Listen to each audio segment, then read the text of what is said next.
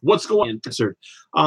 It's about bank accounts. I seen there's a couple different things I want to talk about today, but they said, how do you separate the money you go from flipping phones to money you have for personal? Um, Let me first start out by saying this.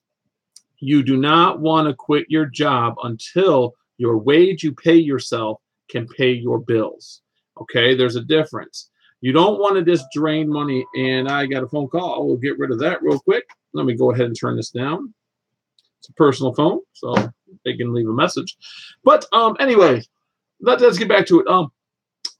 The best way in business to do things is if you can do something part-time, or you have a wife or a husband or a girlfriend or a boyfriend that can help you out and keep a business going. So let's just take, you have a store and you have a job that pays you $50,000 a year. And you finally got the funds to open said store. You don't want to just quit your job. It would be almost better to hire somebody to make that business run, and you work your other job until that business can pay you a wage. The wage, at least, that you can continue living your life. And that's where your boyfriend or girlfriend or husband or wife goes into it. Let's say you have a stay-at-home mom and the husband's out working, or you got a stay-at-home dad, or the wife's out working, and they open a business. Maybe that stay-at-home parent can open that business, and the child could go to your business and do whatever. I've done it. I've done that before. I've had my kids room in the back with a TV and a bunch of toys and playrooms and stuff like that. It don't work when it's an infant, but when they're 5, 6, 7, it does work. Anyways, to continue on about what the bank accounts. There's a few different ways you can go about getting a bank account that's going to help you. There's a simple one that you can just go get. You can get a DBA. That's do business as. You register a name, and then you can go to your bank and you can do a DBA in that business name. So that means, so let's say you got I Sell Phones. That's your name of your business. You can go and open a bank account up in that name, I Sell Phones. People could write you checks to I Sell Phones, and you could cash them into that bank account. DBA is one of the easiest ways to go ahead and do it.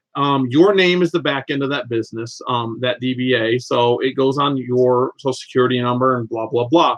But that's one way to look into it. It's very simple. Just go to Google, search do business as, or how do I start a business as do business as, anything like that. And you're going to get tons of information and go through it. Or simple as you could do, simple thing is just go to your bank and ask them, how can I open a DBA account? That is one of the simplest ways. Now, another way is to actually do a legit business and go get yourself a corporation, a sole proprietorship, or an LLC.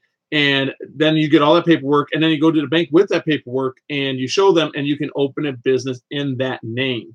And then you would become a writer for that business. You can write checks, deposit stuff. You would become a writer for that. It's a little different.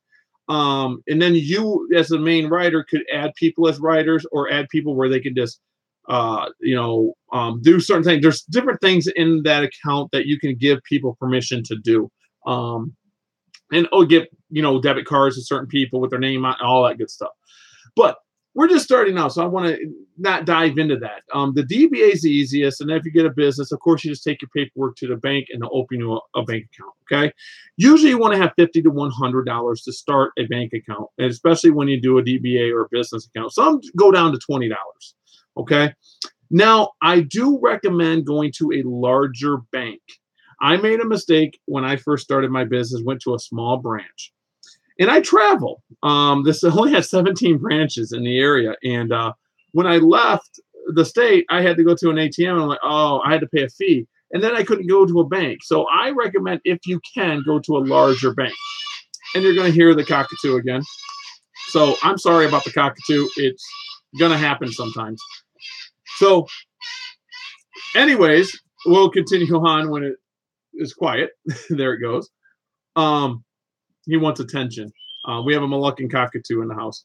But anyways, you go to a larger bank and go for, then you can go to Florida and you could have that bank there and blah, blah, blah. But the other things you can do is you could just open up 2 bank accounts. You could do a checkings and savings, or 2 savings accounts. and deposit that money into that account. But I recommend the DBA. Now I want to talk about how to pay yourself.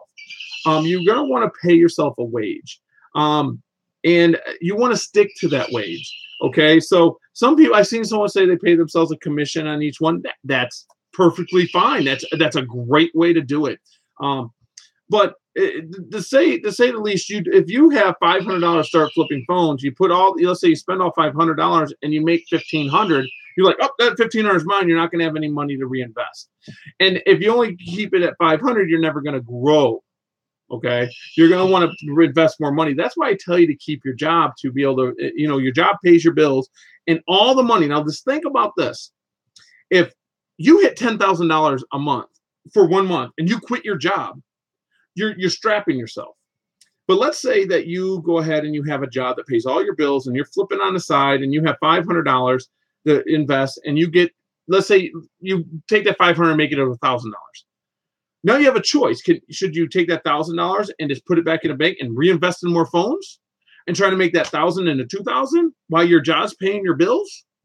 Or should you say, okay, I think I could do this and jump in? Or let's say you're making $10,000 a month. Let's say you're taking $5,000 and you made $10,000.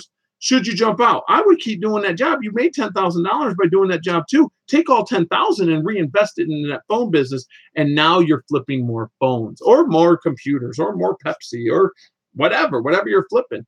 That job's paying your bills, okay? And that check's going to get there. I always tell people, don't quit your job until you have 6 months of funding in the bank that you can live off of for 6 months. So if your bills are $3,000, you want $18,000 in the bank. That is yours on not your business side, in your side, just in case. And now people are like, that's so impossible. It's not that impossible. If you make $10,000 a month and you're working your job, it won't take that long, would it? See, that's what I'm trying to tell you guys. But separate it some way. Now, what I would do is when I take mine, I take and pay myself a paycheck every Friday. And this is your money. This is your money. And then the business shows that it paid me the funding. And you'll get to that level eventually. Or you can do a commission base on each sale. But at the same time, you always got to keep business and personal separate. Business and personal always separate. Always have a separate account. Even if it's just 2 accounts in your name. This is my phone flipping money, or my computer flipping money, or this is my Pepsi flipping money, or my screws, or my wood. I'm just looking at stuff in my room. And that's what it's going to be. And if you're doing it full time, then you say, I get paid $500 a week. Every Friday, you take $500 out of that funding and put it into the bank. If you can't pay yourself $500 a week, that's only $2,000 a month. How are you going to live anyway? So you take $500 or $600, whatever you feel, whatever you need for them bills, 6, 7, 8, whatever you feel. You take that money and you put it in your bank account. That's what I would do. Or if you have a business, write yourself a check to yourself and cash it. So you have a paper trail saying, this is my business and it went into mine. This is my personal. That's a good way to do it too. There's so much out there that you guys can do. And I just wanted to bring that up. But you want to separate it in some way. So make sure you do that and make sure you're paying yourself a wage. I know what I'm worth an hour to myself, and I'm sure you know what you're worth an hour to yourself. So make sure you're paying yourself that. Okay. All right, guys, I'm going to go. I need to get some listings done. I'm out.